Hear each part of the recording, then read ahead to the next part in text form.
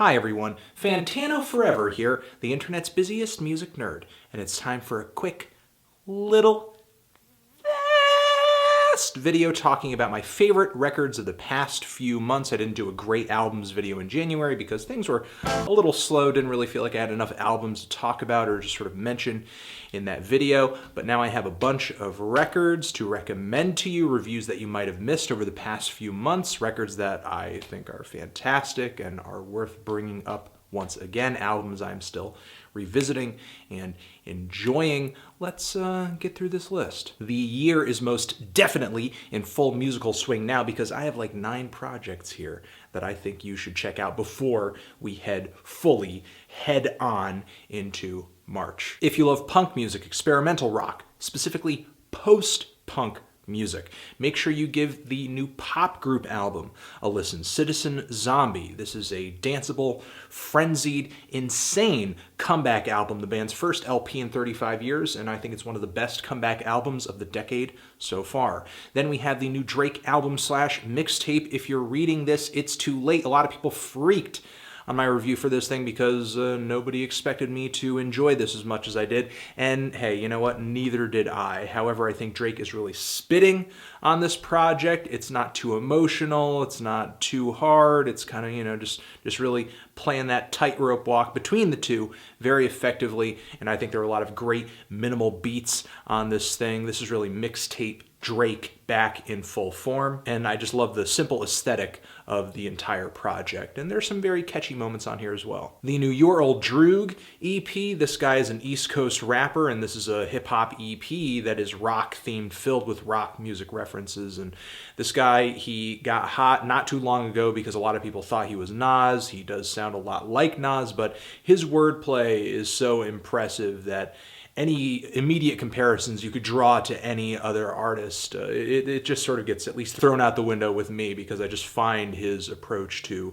lyricism so entertaining. Also, the new Father John Misty record, I Love You Honeybear, one of the better singer-songwriter records I've heard in a while. I'm sure it's going to be one of my favorites of this year, filled with very sarcastic but clever and sometimes very sincere and loving and sappy lyrics. There are just fantastic songs all over this record. While it may not be a huge departure from his last full-length LP under this same pseudonym, I thought the instrumentation was bigger, I thought a lot of the songs were catchier, and I thought his lyrics were a little more readable on here too, really making Jay Tillman, the figurehead of Father John Misty, so much more tangible for me on this record. Again, just great, clever, fantastic, and gorgeous singer-songwriter record. The new Open Mike Eagle EP, a special episode of, if you're looking for some art rap with some clever wordplay and a very endearing style, definitely give this EP a listen. The new Zeus record, Z, this is an experimental rock, avant rock, a little bit of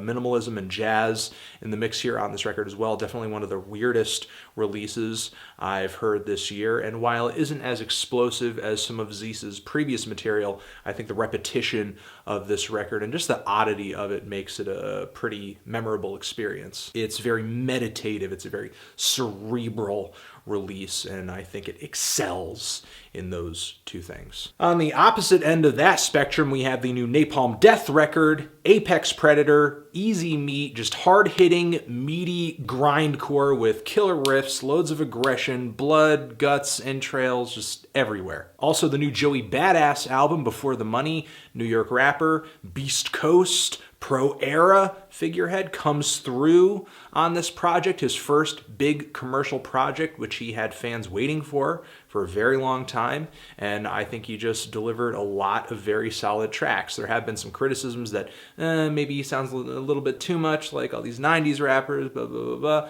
I mean, he definitely does pull his style from that era, but in that, I think he has found his own voice. There are some very personal, moving, conceptual tracks on this record and some songs where Joey just goes insane, just talks a lot of shit that are just as enjoyable. Liking the hooks, liking the instrumentals, not really reinventing the wheel or anything like that, but all around still a very good record. And finishing up with the new Björk album, Vulnicura. Björk is back with a very string-backed sound that is kind of atmospheric, a little amorphous, reminds me a lot of her 2000s record, Vespertine. She's reflecting reflecting on a very unfortunate breakup on this album in a really intimate way, and delivering some incredible lyrics in the process too. And as usual, her vocals stand out, are amazing. Not really the stylistic departure we expect from Björk with every new release, but still another great album in her discography, in my opinion, even if maybe at the end of the day, in the long term, it is a little bit more of a fan pleaser. And those are my favorite releases of the past few months.